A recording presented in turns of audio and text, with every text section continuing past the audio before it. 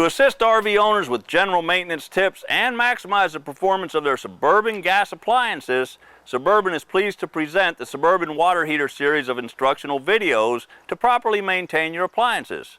Video 1 Series 1 is titled Anode Rod Function Replacement. Let's get started. Suburban water heaters are manufactured with porcelain-lined steel tanks, just like a residential or commercial water heater.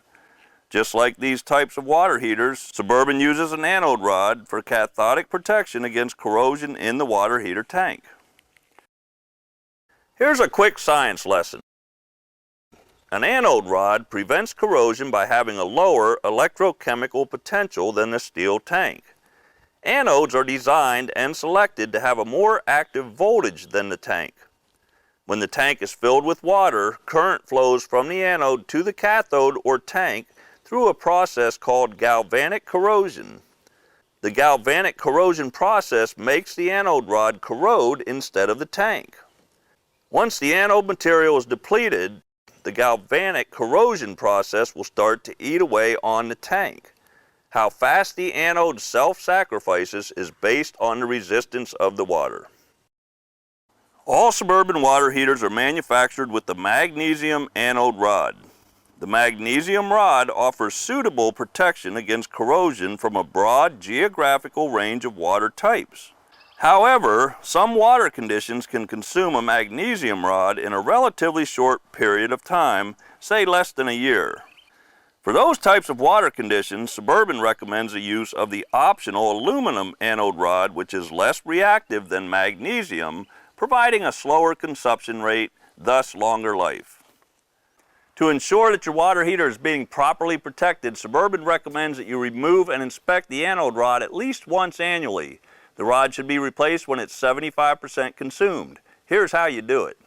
To remove and replace the anode rod, you will need a ratchet with a 1 1/16 socket and extension, a small wire brush, mineral oil, Teflon tape or thread sealant suitable for potable water.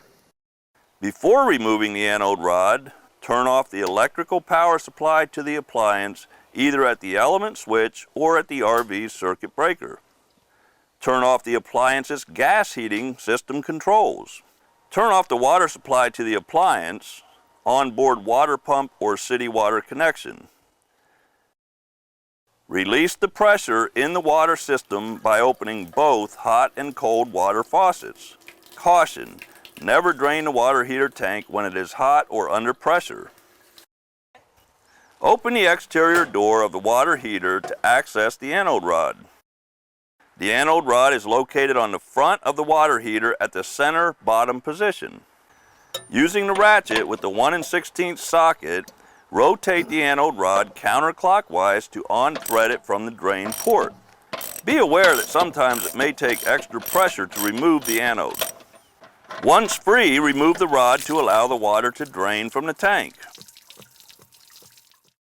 Installing replacement anode rod. Clean the drain port spud threads with a small wire brush to remove any sediment deposits or remaining thread sealant. Apply mineral oil to the cleaned drain port threads to prevent corrosion and assist in installing the replacement anode rod. Apply Teflon tape or a thread sealant approved for potable water to the replacement anode rod threads. Start threading the replacement anode rod into the drain port clockwise by hand to ensure that it is properly threaded. Using the ratchet with the 1 1/16 socket, continue rotating the anode rod clockwise into the drain port until it is secure. Refill the water heater and inspect for leaks. Correct as necessary. Annual inspections of your anode rod along with proper maintenance can add years of life to your water heater. By following these simple steps, you can properly maintain your RV water heater, which should extend the life of the water heater. This concludes Video 1 Series 1 of the Suburban Water Heater Series.